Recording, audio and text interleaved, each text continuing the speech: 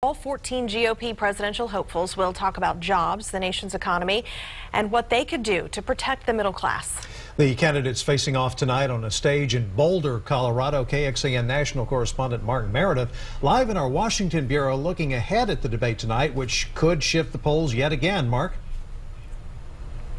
It really could, Robert. This debate is supposed to be focused on economic issues, jobs, money, how to protect the middle class. But what's interesting is all eyes will really be on the front runner. And we're not talking about Donald Trump this time.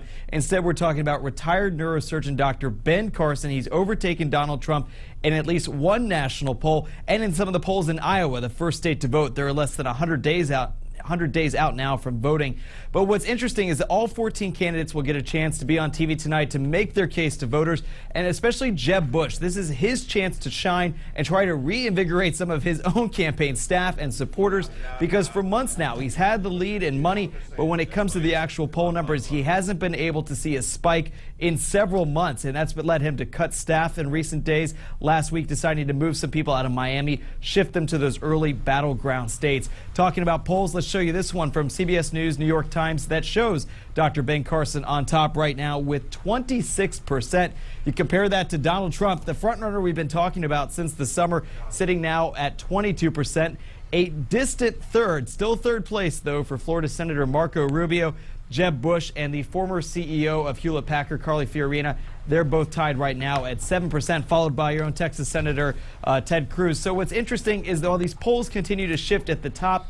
We're not really seeing any changes there in the percentages that are down to 5%, 3%. None of those candidates have really been able to move the needle, at least not yet. Tonight's debate, they have the early debate happening right now for 4 candidates. That's happening now, and then the next one will be happening at 7 o'clock Austin time there on CNBC. So a lot of eyes will be focused on Carly Fiorina and Donald Trump to see if they tout their business records, because this is, after all, a debate about the economy. Robert? As you mentioned, the polls keep shifting around. It's fair to say this is just all speculation right now.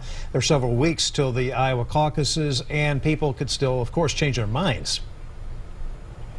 Absolutely, Robert, and that's what's interesting. In that poll that we were just talking about, 70% of Republican primary voters says they weren't sure who they'll be voting for when it comes time to vote for in their primary. So there certainly is a lot of wiggle room for these candidates, but these debates, they do matter because they can not only bring the media attention, but it brings in donors. It can bring in small contributions, large contributions, and that's what these debates really will make a difference, bringing that star power. It may not last all the way to the first voting state of Iowa, but it would certainly help in the meantime. Guys? And we're going to have highlights tonight at 10 on KXAN. Mark Meredith live in our brand new Washington bureau. Mark, thanks.